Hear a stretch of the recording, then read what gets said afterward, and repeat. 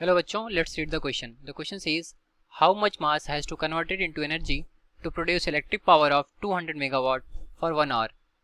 Option A 2 into 10 to the power minus 6 kilogram. Option B 8 into 10 to the power minus 6 kilogram.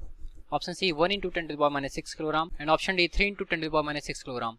So question में बोला कि हमें कितने मास की ज़रूरत होगी इसको एनर्जी में कन्वर्ट करने के लिए जिसकी कि हमें इलेक्ट्रिक पावर जो मिली वो 200 मेगावाट की मिले इन 1 आवर. तो सॉल्व करते हैं इस प्रॉब्लम को, नोट डाउन करते हैं पहले हम अपना की कॉन्सेप्ट. तो देखते हैं हमारा की कॉन्सेप्ट क्या होगा. की कॉन्सेप्ट तो जो इलेक्ट्रिक पावर होता है वो होता है हमारा एनर्जी पर यूनिट टाइम. ठीक है, इसकी फार्मूला नोट डाउन करेंगे. इलेक्ट्रिक पावर को हम कैपिटल पी से डिनोट करते हैं.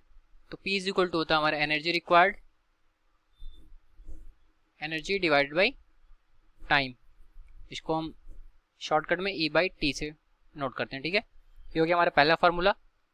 दूसरा हम देखें तो एनर्जी मास इक्विवेलेंस के अकॉर्डिंग जो ई इज इक्वल टू होता है वो होता है हमारा एम सी स्क्वायर. ठीक है, ये हो गया हमारा एनर्जी मास इक्विवेलेंस,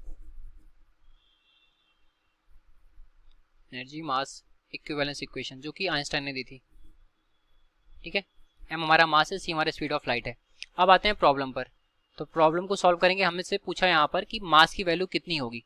ठीक है, तो हम यहाँ पर ई की जगह पर एम सी स्क्वायर की वैल्यू डालेंगे. Therefore P is equal to M C square by T.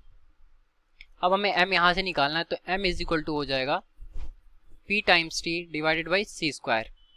Okay, अभी निकालते हैं इसकी वैल्यूज को पुट करते हैं. P हमारा क्या है 200 मेगावाट है, इसको वाट में कन्वर्ट करेंगे तो 200 इंटू 10 टू द पावर 6 वाट हो जाएगा. टाइम हमारा आवर्स में गिवन है तो इसको सेकंड में कन्वर्ट करेंगे तो हो जाएगा हमारा 1 hour into 60 minute into 60 second. ठीक है, divided by C square. C की वैल्यू कितनी होती है 3 into 10 to the power 8 metre per second और ये स्क्वायर हो जाएगा. अब इसको हम सॉल्व करते हैं तो ये हो जाएगा हमारा 2. इस दो जीरो को हम यहाँ पे पावर में ले जाएंगे तो ये हो जाएगा 8 और यहाँ से 2 जीरो और आएंगे तो 10 हो जाएंगे.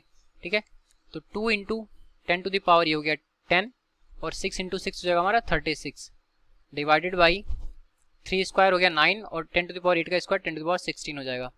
तो अब इसको करेंगे सॉल्व तो 36 बाई 9 हो जाएगा 4 और 4 इंटू 2 8 हो गया. 8 और 10 to the power 10 minus 10 to the power 16 होगा तो ये जगह 10 टू द पावर माइनस 6 और ये वैल्यू किस में आएगी किलोग्राम में आएगी. तो जो मास रिक्वायर्ड होगा वो होगा 8 into 10 to the power minus 6 kilogram, जो कि हमने अपने सोल्यूशन से निकाल करके देखा. अब ऑप्शन से देखते हैं कौन सा ऑप्शन मैच कर रहा है. तो जो ऑप्शन नंबर बी है वो हमारे सोल्यूशन से मैच कर रहा है जिसमें कि 8 into 10 to the power minus 6 kilogram show हो रहा है. तो ऑप्शन बी करेक्ट हो गया. Hence option B is correct. तो ये रहा हमारे इस क्वेश्चन का correct solution. I hope you understood it well. Thank you.